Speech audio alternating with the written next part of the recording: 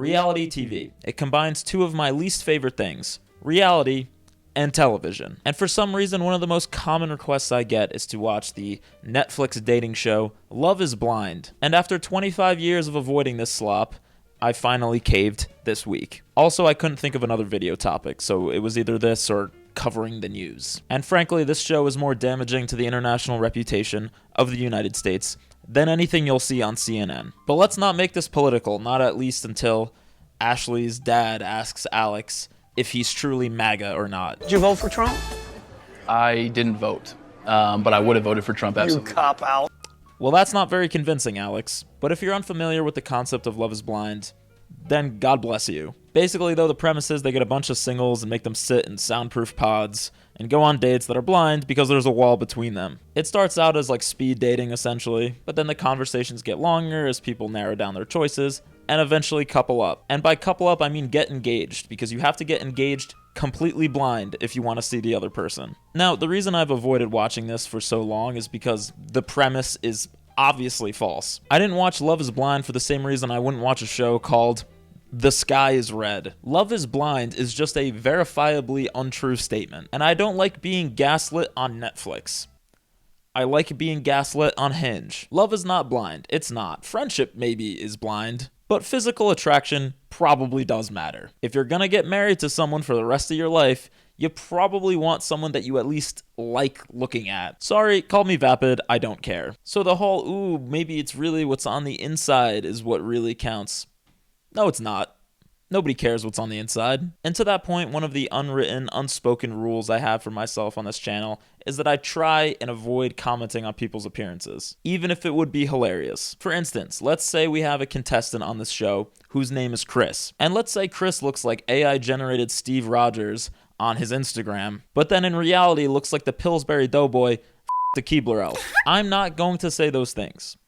You may think those things, but I'm not going to say the words, Chris sure likes commenting on women's bodies, which is rich coming from the Keebler Doughboy. That would simply be poor form on my part. And also, we're covering the latest season, season 10 of Love is Blind on this video, and I have not seen any other season. So just note, you're getting a fresh perspective, okay? An outsider's perspective. If you need to educate me on the Love is Blind multiverse in the comments, feel free, but I am ignorant of anything that has happened outside of this season. And I'm never going to watch another season, by the way, because every 5 minutes I had to take a deep breath and pause this show and just walk away for a moment. I think the thought, how are these people real, is like what kept coming to me. Or more specifically, how are these men real? Because my God, we get some absolute stinkers in this show. And also this season takes place in Ohio, which probably explains a lot.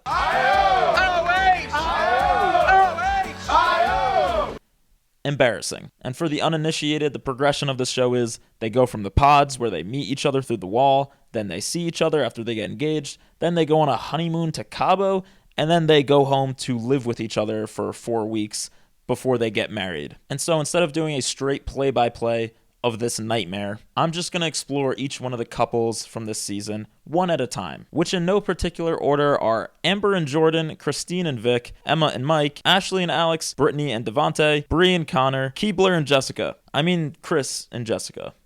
Sorry. And quick honorable mention, there's this guy in the pods named Steven who you get introduced to within the first 20 minutes of this show. And he doesn't get matched with anybody, and thank God for that, because this guy belongs in a cage. The producers should have locked him in the pod and left him there. It's a lifelong goal of mine to be a Hanes underwear model.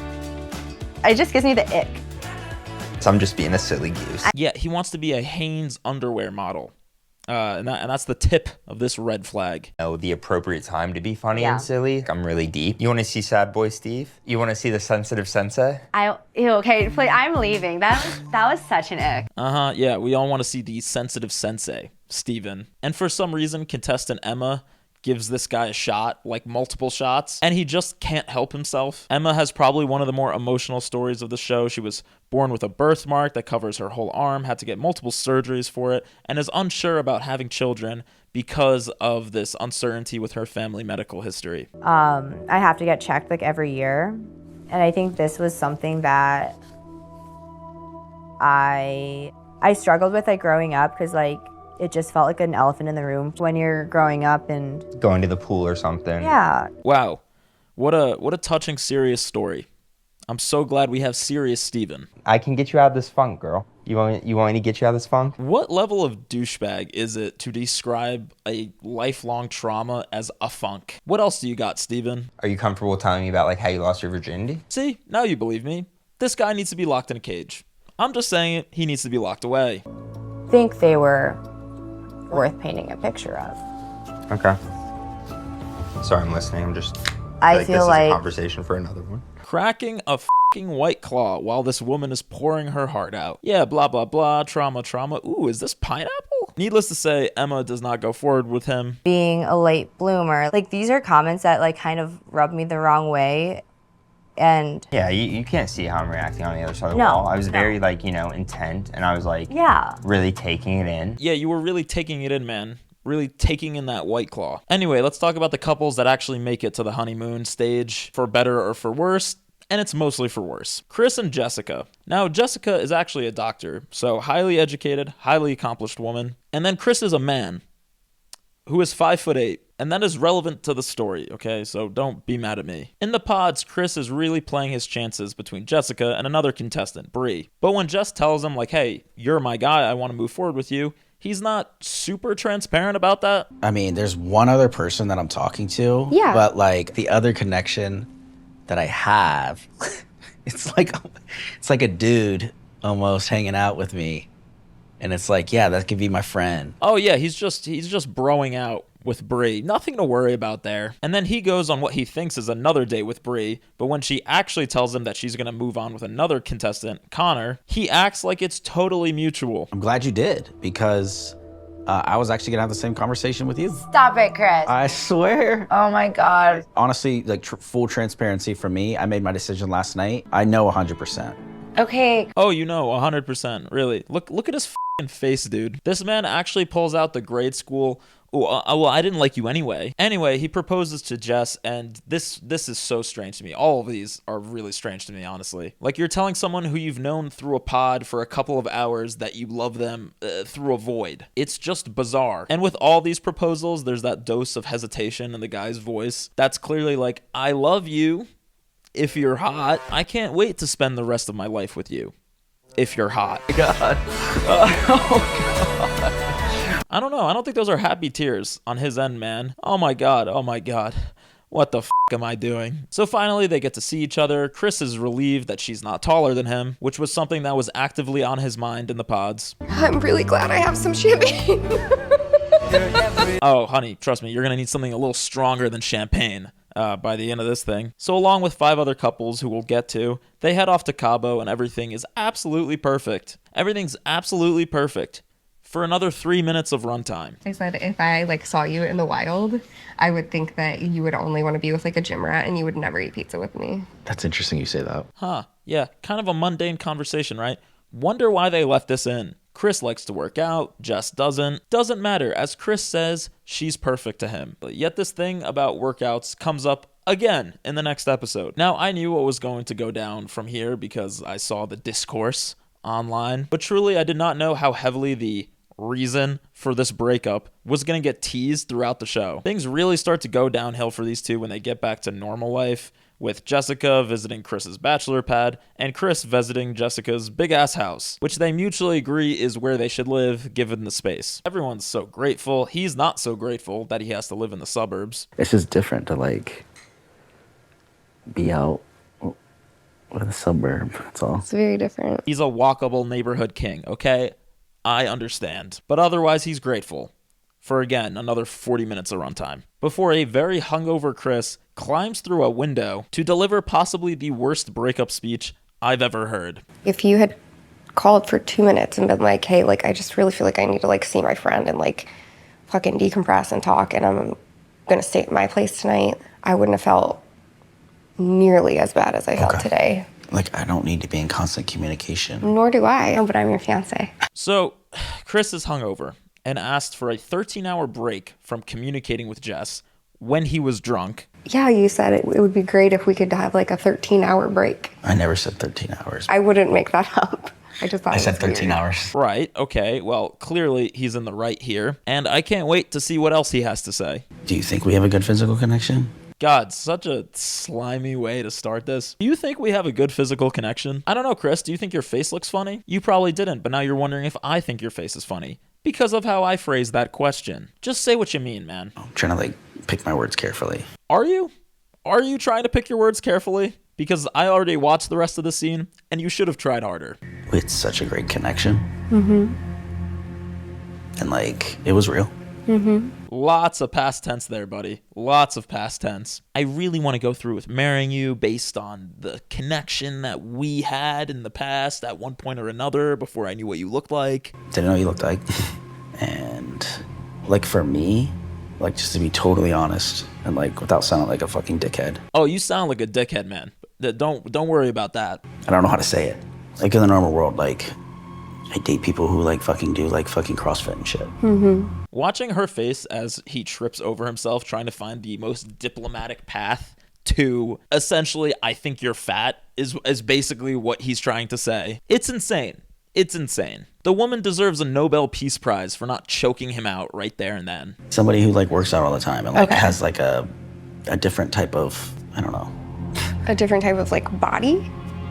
It's just like somebody who does fucking like Pilates every day or like someone who's like working out every day. Someone who does Pilates every day. This is actually the worst way I could think of to try and weasel out of a relationship. And this is why people have multiple theories about what happened with Chrissy boy here. Because it makes no sense. Like, not once to this point did he bring up the physical attraction problem. We saw the like, oh, you don't work out stuff, but not in like a serious way. And also she was upfront about that. So it's like, did he just see her big ass crib and get intimidated by her because she's actually successful and he's not? Was it because she's older? Is there somebody else?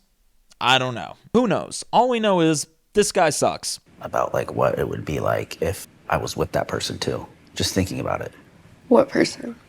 The number 2 person I had. Okay, so Chris also brings up that he also still has feelings for the lady who rejected him, who he pretended to reject too, Bree. Which also, again, Bree was not giving like Olympic athlete, so this also doesn't really make sense. And also Bree is happily engaged to somebody else. So what does that have to do with anything right now? But we'll get to Bree in just a sec. Honestly, the fact that me not working out every day is even a sentence that came up in this conversation is blowing my mind.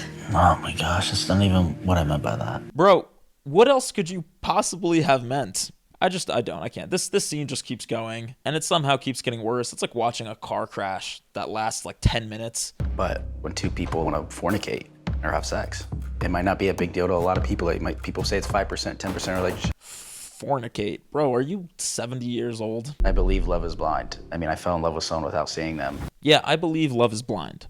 Except until it's not. And I thought maybe I could say some of those things without feeling like I was being the bad person there. How could you? It's gaslighting the audience. There is no conceivable way that you could have thought that bringing that up would not make you look like a piece of shit. Oh, hey, babe, I love our relationship. There's just this like teensy tiny little issue where like you're not as hot as this other woman. It's just a little thing though. You know, it's just we'll get over it. Don't worry about it. You know, just a little thing that's been on my mind recently. I just need you to know that you're like a little chopped, which is why I need to mysteriously get drunk and disappear for like 48 hours at a time. Love you though. Well, anyway, that was the big car crash of the season.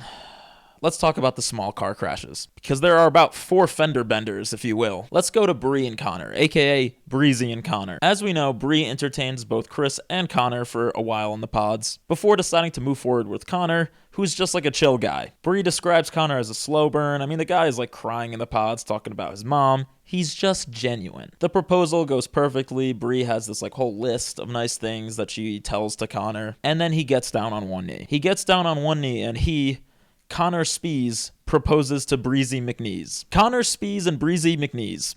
Say that 4 times fast. And then they meet each other and both are relieved that the other is attractive. Yada, yada, yada. We have promise here, folks. Connor is over the moon. And then for some reason, or for no reason, when Bree and Connor go with the 5 other couples to Cabo for the honeymoon, Bree really wants to talk to Chris for some reason. And is like in the pool, talking to Chris about how much they have in common with her fiance 5 feet away. Not kidding. We were talking about like date ideas in Columbus. I was like, so do you do like a ice plunge? He's like, no, but I was like, Chris does. And then later that night basically tells Connor straight up that she would be flirting harder with Chris if he wasn't seemingly in a happy place with Jessica. I don't know if you need to like figure it out or whatnot, but I guess it's a little weird for me just to see you like stumble over like a connection that you had cut off. I believed in you. I just need patience with me. Yeah, just be patient, Connor. Your fiance needs some time to figure out if she could do better, as fiancés often do. Fast forward and back in Ohio, after Chris breaks up with Jessica, because she doesn't do Pilates, apparently, the couples are all going to a mixer and everybody there is on the same page. Everybody hates Chris. Apparently he went to a strip club right after breaking up with Jess and just generally is continuing to engage in Keebler activities. He literally told Connor he goes for 21 to 25-year-olds. I was like, so she's 38. Like, We're too fucking short to be this cocky. Yeah, exactly. I mean, Jessica is there almost in tears talking about how Chris did her dirty. Meanwhile, Chris is somehow digging himself into a deeper hole. Dude, Bree is so hot. I want to talk to her. And Connor, I don't care. What's he gonna do? Beat me up? Yeah. Yeah, right.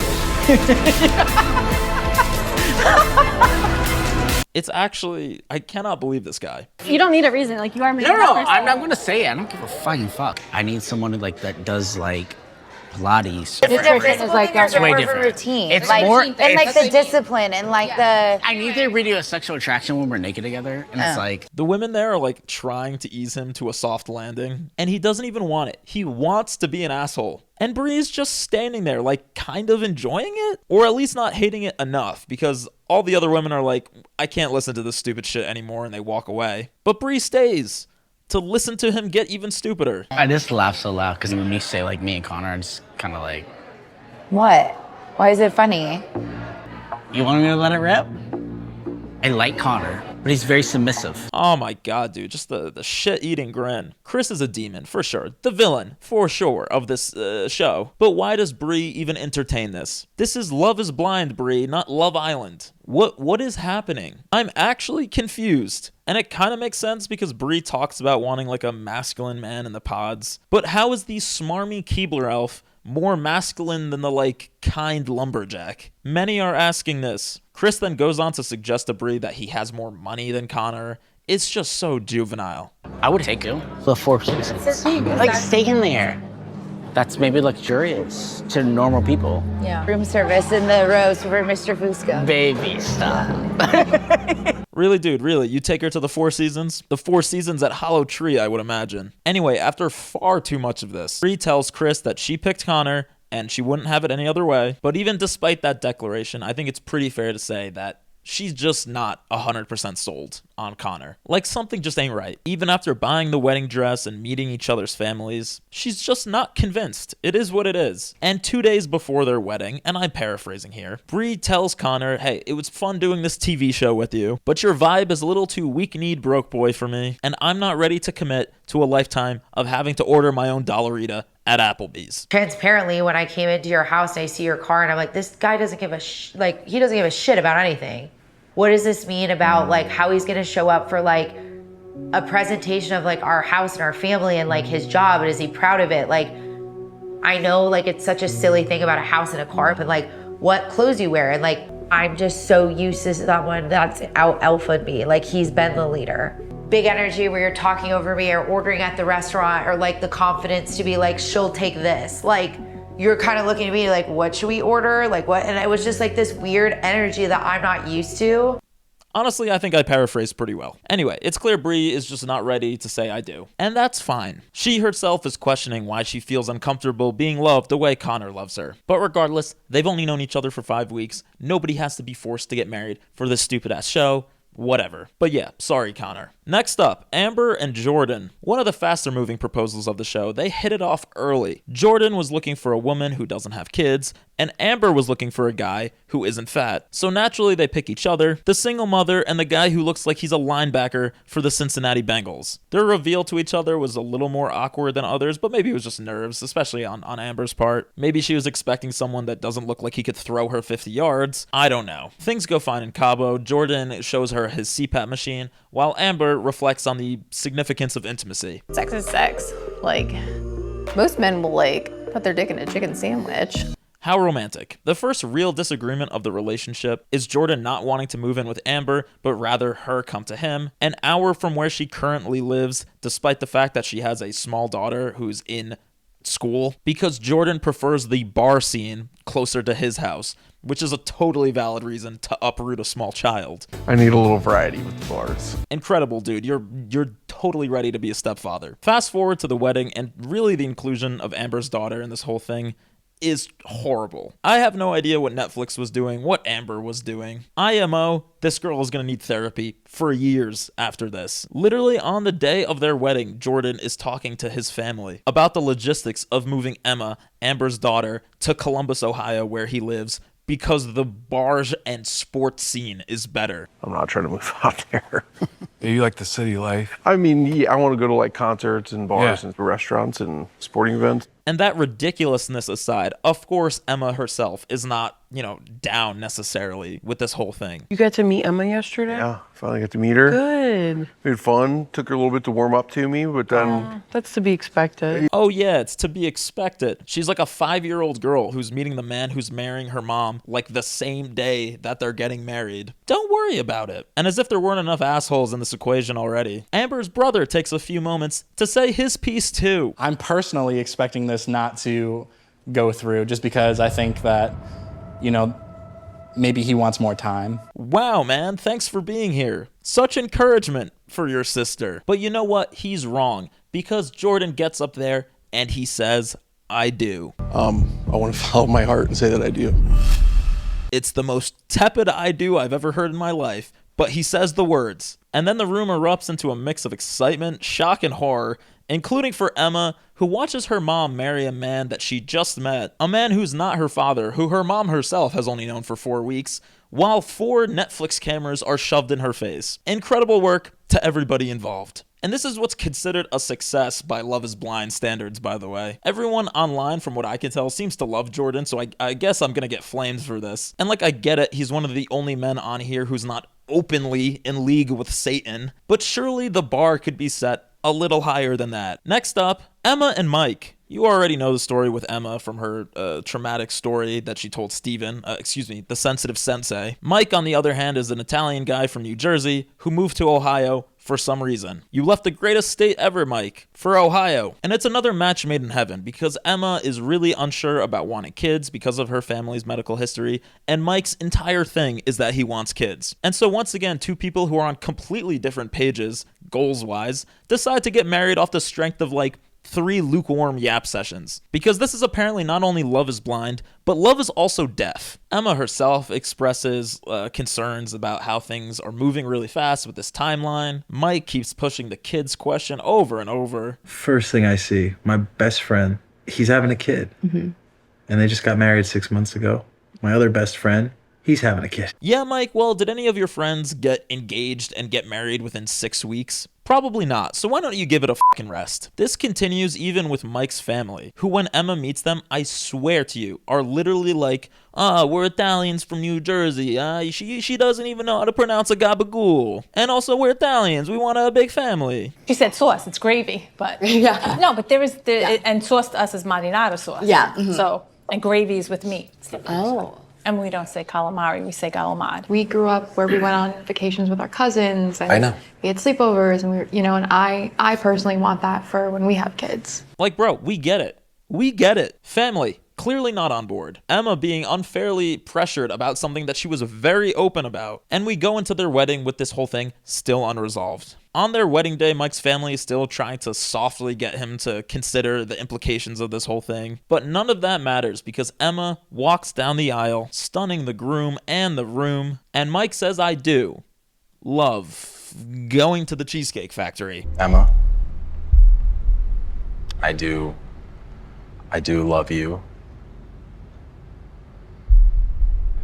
Right now, I'm not ready to say I do. Oh, God, dude. It's just such an unnecessarily scummy way to spit this out. Why not just cancel the wedding? Why do this whole dance? Let Emma pour her heart out in front of all these people just to be like,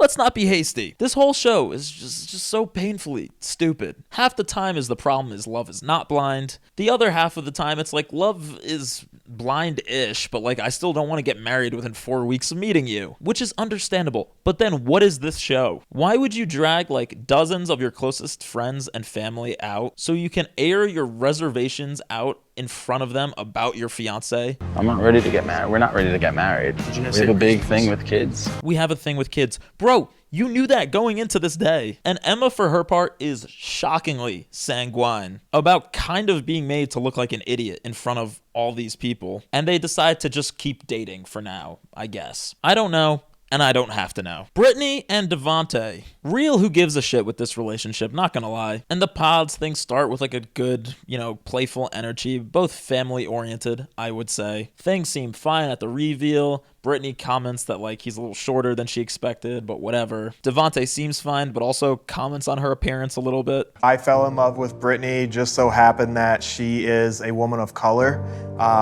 That's something I've never actually dated, let alone proposed to get engaged to. So that was something that kind of surprised me, but well, that bodes well. And y'all know the drill at this point. I mean, I think we have another case of love is not blind with these two. Brittany starts out by saying she doesn't want to have sex till marriage, but then immediately goes back on that rule when they get to Cabo and Devonta is being cold towards her. Which Brittany, man, I just feel bad for her. She really appears to be willing to do anything to make this work, to get to wedding day. But the guy just doesn't want it. They have good moments communicating, bad moments. Devonta meets her parents. I trust you to the point I'm almost about to ask you, will you marry my daughter? Spoiler alert, no he won't. Brittany, again, is super sweet, but very eager. She pre-bought her wedding dress even before the show and before even meeting anyone, which is either heartwarming or a red flag, depending on your perspective. But still, the man just can't tell her that she's pretty. So what are we doing here? I mean, Devonta starts bullshitting her about wanting a prenup like 2 days before the wedding. I guess because what's really holding him back is like the fear of losing half his Pokemon cards. But I guess minor little bit of credit here on the wedding day. Devonta cancels before everybody gets to the venue. And even with that last minute cancellation, Brittany is still 100% committed to this guy for some reason. And what can Devonta manage in return? We are going to be husband and wife one day. Where do we go from here? I'm not a fortune teller, so I don't know. I think at this point, I was literally screaming at my TV, girl, stand up. Like he just doesn't like you like him. Everybody watching this can tell that Devonta was just going along to get along for 5 weeks so he could probably just be on TV. Just a complete waste of time. A relationship that went absolutely nowhere. And speaking of relationships that went absolutely nowhere, Ashley and Alex. Ashley, who's an insurance agent who's ready to settle down, and Alex, who'd probably be running a crypto scam if he wasn't on this show. Alex is just, if you've lived enough life, you will meet one of these guys at some point. Just like a serial half-truther, a serial, bro, just trust me, like I know money, like I'm a big guy. A man who is somehow an expert in everything is gonna make it guaranteed despite having no track record of success. Oh, and also like a big soccer guy, okay? Apparently he would have been Lionel Messi had he not stubbed his toe in college. Sounds arrogant when I say that. I was supposed to be a top 5 pick, most likely a top 10.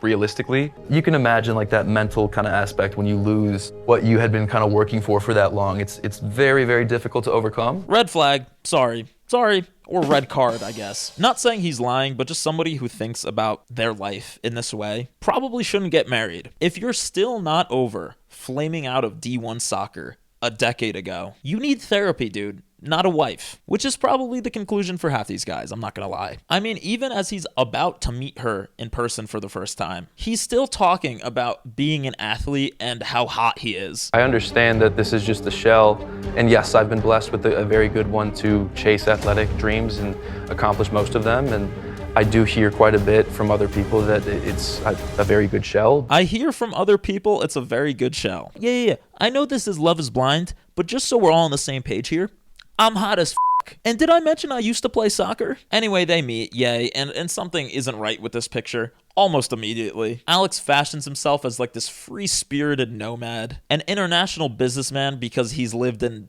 Tampa and San Diego. In Cabo, he decides to like weirdly flirt with Brittany, who as we know was on ice with Devonta, and also just like soft launches that he's not really into Ashley physically. Devonta and Britt, it sounds like they might have some work to do, but that's not really my place to say. Flirty conversations, I don't think so.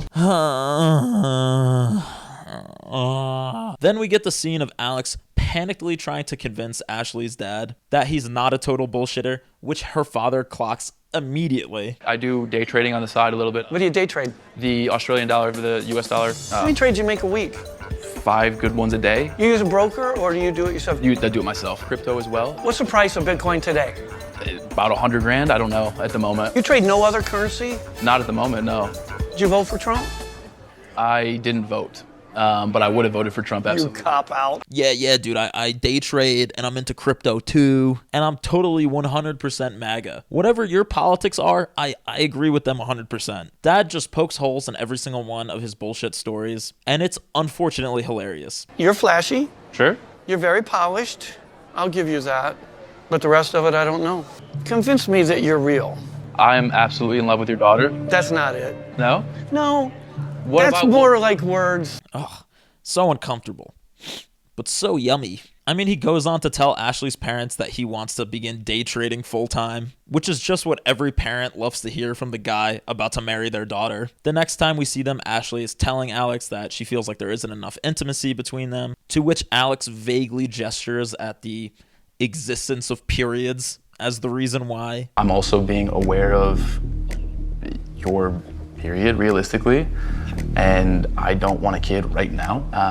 Listen, Alex, we don't have time for a biology lesson in this show. Ask ChatGPT, dude, or something. I don't know. You look like an idiot on national TV because he more or less accuses her of trying to trap him with a baby while she tells him that she's just frustrated. Why didn't you fuck me last night? Like, because you just left me. I was turned on, and then when we leave were me, in I'm bed, just why like, didn't you fuck me last night? Because I was just like, meh. Again, this is the healthy dynamic you expect to see 2 weeks into dating. Or I'm sorry, 2 weeks into being engaged, I guess. These are just the kinds of conversation that scream, this couple should get married next month. Later on, there's some tension regarding Alex's previous relationships and just some really sketchy timelines about what's happening in his past. Just seemingly a lot of shifting stories on his part. The guy's just a bullshitter, okay? I mean, like a day before the wedding, he's talking about seeing himself in Florida with a wife and a trust in Dubai and a safe house in New Zealand. In 5 years, I see myself living in Florida with a phenomenal house, potential trust in Dubai, and a safe house in Queenstown, New Zealand. Bro, are you James Bond? What are you talking about? Anyway, I guess the wife is the first thing he needs to check off that list. And even on wedding day, Ashley is telling her friends that she's just not sure about this guy's integrity, while Alex is still making soccer metaphors. I mean, you played Division I soccer, you know what I'm talking about. You walk out like the crowd's there. In front of 5,000 people. You're used to that. You're used to that. We get it, dude. You played soccer. We get it. Day has been the pregame warm-up, and now you've started to put the gloves on and the cleats on, and you're in the locker room with the boys beforehand, and you're really figuring out, okay, like, the moment's here. Dude, we get it. And it's clear as day from his demeanor and the fact that he didn't even bother to shave for this, that he's going to say no at the altar. But it sounds like Ashley already knew that, because right after Mr. January 6th walks her down the aisle, she decides to air Alex out in front of his entire family before he even has a chance to reject her. Your stories were so vivid, they were so detailed.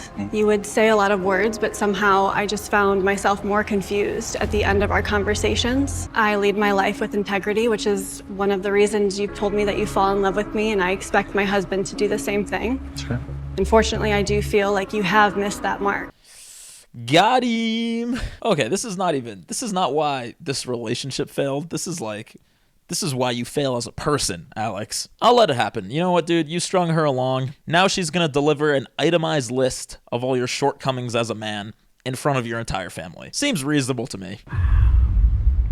Wow is right. Wow is right. That would call him a liar. That just is not right. Well, is she wrong though? I mean, was what she just did necessary? No. But it was hilarious. And it's fine anyway. Alex goes to get lit with the boys. Ashley goes to watch Fox News with her dad. And this relationship is right where it should be. The trash can. But let's end on a high note. Christine and Vic. Nothing to say here because I don't even believe that this relationship was supposed to be featured on the show. Seriously, the two weren't even invited to Cabo. They were like sent on a road trip, which really makes it feel like the producers just wanted at least one happy ending in this season. So they just had these two film themselves frolicking around on an iPhone and then hastily edited it back into the show after the fact. These two have an instant connection in the pods, same goals, both hot, which I guess they didn't know that at the time, but you know, he's a professor, she's a speech language pathologist. There's no drama, the families love each other. What is there even to say? It's a relationship so normal, it literally makes every other relationship in the show look so much worse and toxic by comparison. I mean, the closest thing they have to even not having a positive moment is when they're talking about like the realities of raising a biracial child and also just being concerned about their lack of concerns. It's just too good. I mean, honestly, again, everyone else in this show is like in the trenches. Ashley is over there trying to explain what a period is to her 31-year-old fiance. Meanwhile, these two are doing hot stone massages over champagne. Even the wedding is perfect. Christine's uncle throws an incredibly hard fit. How are you? You look incredible. I wanted to tell you, I really liked Vic. God, those glasses are so hard. I'm jealous. And there's no surprise how this ends. It felt so easy getting to know you.